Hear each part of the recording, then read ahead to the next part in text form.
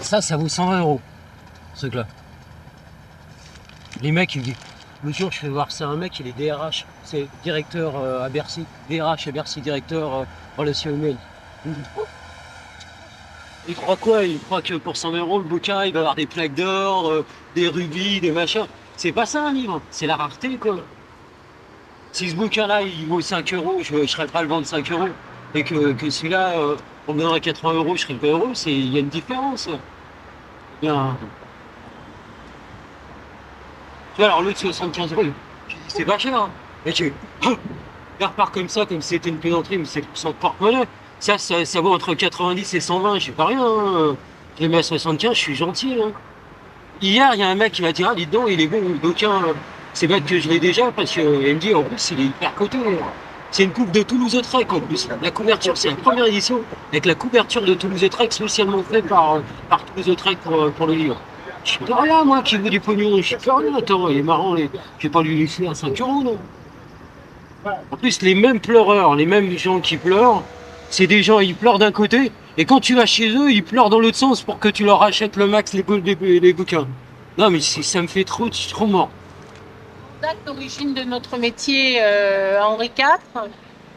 Bon, alors ça, on peut en discuter, mais il semblerait que ça ait commencé par des marchands de pamphlets sur le Pont-Neuf. Des pamphlets, bien sûr, contre la royauté, sous Henri IV. Et donc, ils étaient pourchassés parce qu'on n'avait pas le droit de vendre ce genre de choses. Puis petit à petit, au fil des dizaines et des dizaines d'années, on les a chassés du pont. Et là, c'était pas très bien accepté non plus parce qu'ils faisaient concurrence plus ou moins aux libraires. Et donc, ils n'ont pas eu d'autorisation pendant très longtemps. Puis ensuite, ils ont eu des autorisations de poser des boîtes, des petites boîtes, sur une dizaine de mètres chacun. L'autorisation de la ville de Paris. Puis ensuite, là, la date, c'est autour de... Alors, j'ai un bouquin là qui le... autour de 1866, je crois. En 1892, on a eu des autorisations pour rester fixés au parapet. À partir de là, on ne ramenait plus les boîtes chez nous sur des charrettes à bras. Heureusement, parce qu'on n'habite plus dans le coin. Vu les loyers dans Paris, les bouquinistes ont été expédiés en grande banlieue. Donc, mais sinon, à l'origine, les bouquinistes, moi-même au moment où ma mère a commencé, il y avait plein de ces vieilles collègues qui habitaient sur les quais, tout près, dans les rues adjacentes. Maintenant, c'est très rare. Hein. En général, on prend le RER pour rentrer à la maison. Normalement, au début, les bouquinistes, c'était les femmes de la retraite de Iéna qui avait la place des bouquinistes. Ça ne se transmet pas. Actuellement, il faut s'inscrire à la mairie de Paris. Il y a une liste d'attente qui est assez longue parce que les bouquinistes, maintenant, ça devient de plus en plus jeune. Et les places ne se libèrent pas si vite qu'avant. Ce qui est très intéressant. Parce que on a l'affaire aux gens, on discute, on peut bouquiner aussi, et puis on est toujours en contact avec les gens. En plus, on est indépendant, mais par contre, on est vraiment tributaire du temps. Ça, c'est le problème, parce que quand il pleut ou il neige, on ne peut pas ouvrir. Que c'est la ville de Paris qui nous cède le parapet. Le parapet appartient à la ville de Paris, on ne peut pas l'emporter. Hein. Vous voyez? Mais on pose nos boîtes dessus, on achète nos boîtes et on peut les revendre. C'est de la marchandise. Quand je quitterai, le parapet sera à quelqu'un d'autre. Vous voyez? Et alors, il y a autrefois, quand c'était pas la pagaille, hein, il y avait un règlement sérieux, qu'il n'y a plus maintenant. Non, c'est l'anarchie. Tout le monde fait n'importe quoi. Avant, il fallait vendre que des livres. Et des livres, pas des livres qui offensent la morale publique non plus. Vous voyez? Et puis on pouvait vendre quelques objets aussi. On pouvait vendre des timbres. Alors, il fallait faire une demande à la ville de Paris, c'est-à-dire à la mairie maintenant. qu'on appelait autrefois la préfecture de la Seine. Voilà. Alors il y en a au moins 300 qui attendent d'avoir une place. Oui, c'est une concession à la mairie, oui. Enfin, on loue pas, mais c'est comme un commerce. On a tous les frais d'un commerce, la taxe professionnelle. Enfin, il faut payer comme pour un commerce. Voilà. Mais il n'y a pas de loyer.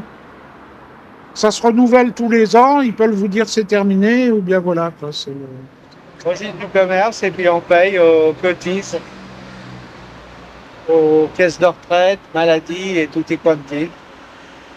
Alors, je suis bouquiniste depuis l'âge de 18 ans.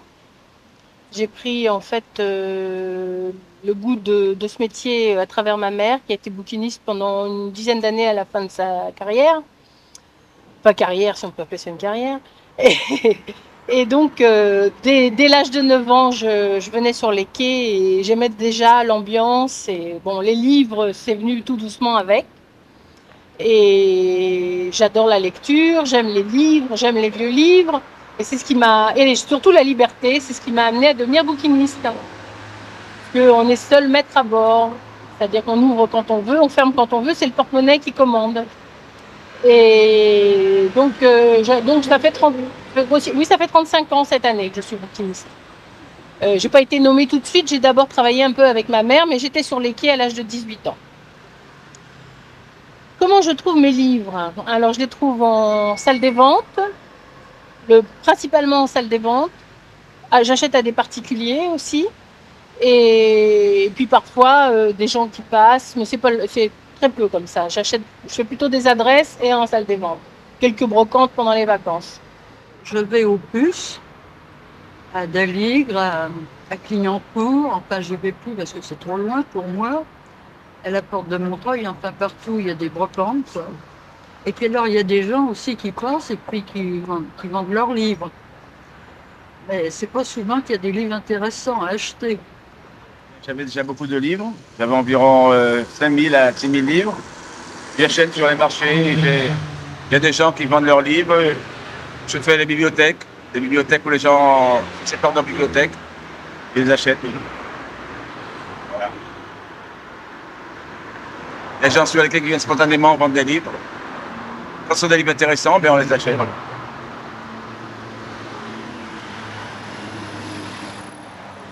Matin dans les brocantes et ou bien au marché du livre au square Georges Brassens le samedi et dimanche matin. Voilà.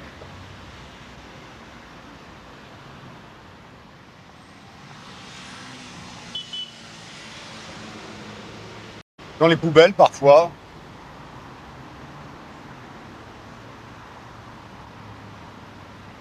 Et ceux qui me les revendent aussi.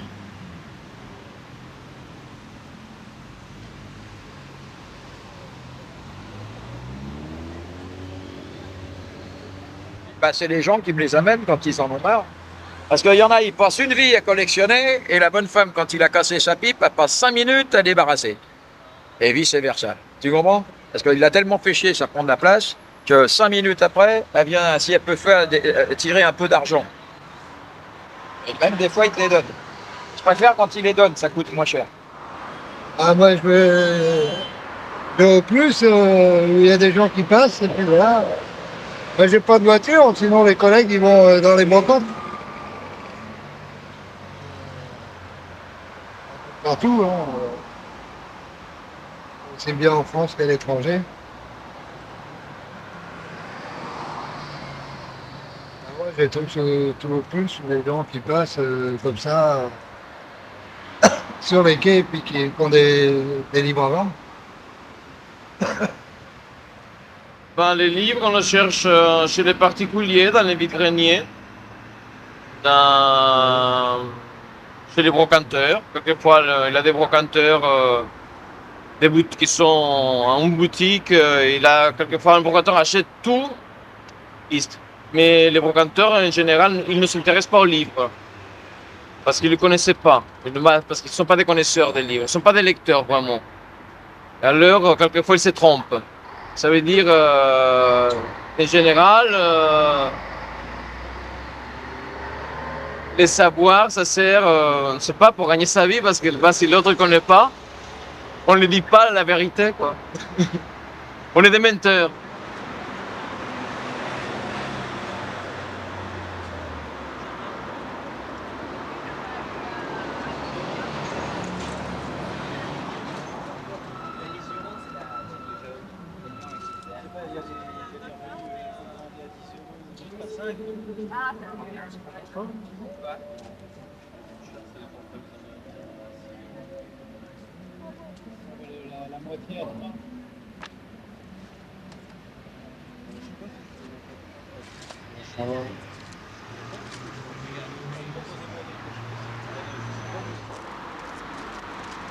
J'ouvre parce que j'ai peur que ça sente moisi. Voilà. La vente des bouquins sur les quais n'est pas une science exacte. Ça dépend de la psychologie du bouquiniste, le choix des bouquins. D'abord, il y a des bouquins qu'il aime, et puis d'autres qu'il n'a jamais lus, mais il sait que la personnalité qui les a écrites est une personnalité valable. Alors, il n'y a pas de règle. Moi, je fais beaucoup de littérature, mais je fais de l'histoire aussi, un peu de tout. Tout ce qui me semble intéressant, il n'y a pas de focalisation. Bon, le métier de bouquiniste, c'est un métier, je ne sais pas, ça c'est divers parce que ça dépend de la personne. Ça dépend de la personne qui fait le métier. Ça veut dire que c'est pas uniquement un métier pour moi, c'est une passion des livres. Une passion des livres, une passion de. C'est pas pour vivre. Pour vivre, c'est hyper difficile. C'est pas quelque chose de vraiment facile. Mais c'est bien parce qu'on peut lire, on n'est pas obligé de voir la gueule d'un patron. Si je veux parler avec les gens, on parle. Si je n'ai pas envie de parler, je ne parle pas. S'il y a des gens qui ont envie de parler avec moi et je n'ai pas envie, je le dis, quoi. Et alors, dans le courant de ma vie, j'ai rencontré des gens extrêmement intéressants. Ceux qui se promènent sur les quais, qui s'arrêtent. Eh bien, on peut apprendre beaucoup de choses avec les clients. Parce que les clients demandent certaines choses que je ne connaissais pas et que j'ai appris à connaître avec eux. Vous voyez ? Une journée de bouquiniste. Alors une journée de bouquiniste, selon le courage que l'on a. Enfin, en général, on arrive autour de midi, sauf le week-end où on arrive un peu plus tôt. Certains courageux qui viennent tôt le matin, mais c'est de plus en plus rare. Il passe peu de monde le matin.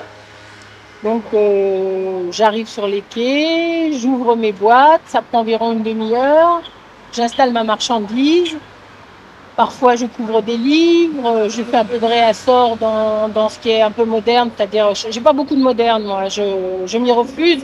Mon métier, c'est remettre en circulation des choses qui ont déjà été entre d'autres mains. Donc, c'est un travail de saison, un travail de service, un travail de recherche. Voilà. Si pour des recherches ou sur des éléments de livre, bien sûr, le souci qui me préoccupe le plus, c'est d'essayer de donner aux gens d'offrir aux gens des livres pour des prix tranquilles, et en même temps en essayant d'avoir des livres quand même assez épuisés, quoi. C'est-à-dire que je travaille absolument pas sur les solderies. La politique sur les livres, pour moi, c'est de faire des prix censés réalistes, pas des prix sous la lune comme ça, pas des prix comme ça qu'on devine comme ça un petit peu de façon aléatoire. En même temps, je suis pas là pour faire des soldes parce qu'il faut pas casser un produit. Le livre, je le recherche. Je cherche pour des clients et ça me demande beaucoup de temps aussi de travail. C'est entre passion et travail. J'ai cherché un truc très spécifique, c'était des livres de Romain Rolland qui sont épuisés en librairie. Que ce soit à la FNAC, que ce soit dans des librairies de quartier, il n'y en a plus. Donc j'ai fait tous les bouquinistes pour voir s'ils ont des choses des ouvrages de Romain Rolland, et puis j'en ai trouvé. Oh, c'est très sympathique, il y a des prix intéressants finalement. Voilà. Oui, est-ce que vous pouvez passer dans une petite demi-heure parce que je vais fouiller mon coin là. Il peut être là. On retourne là, mais ça sera peut-être moins d'une demi-heure. Hein. D'accord, je peux détailler. Bon, et ne vous en faites pas, hein. Voilà, ça c'est mon vendeur. Oui, je passe très souvent sur les quais. J'aime beaucoup les bouquinistes. Il y a réellement beaucoup de choses à découvrir. Et je ne me lasse jamais de les rencontrer. J'ai un ami qui est bouquiniste, qui est un ancien collègue de travail et qui maintenant tient aussi sur les quais et gauche un stand.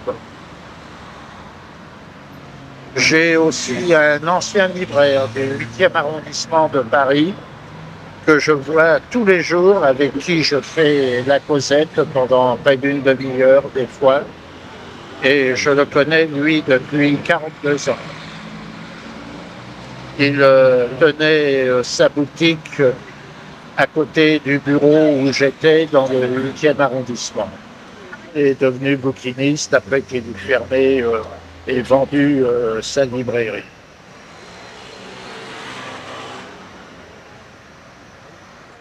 C'est vraiment super sympa. C'est les quais, il y a du ciel, ça change. Très bien, mais j'aime beaucoup marcher à côté de la Seine, acheter les cahiers très intéressants, les livres en fait. Voilà, c'est un livre sur l'humour de Tchekhov. Je suis actrice, alors c'est très intéressant pour lire des choses de Tchekhov. Et en plus, Paris, c'est très belle.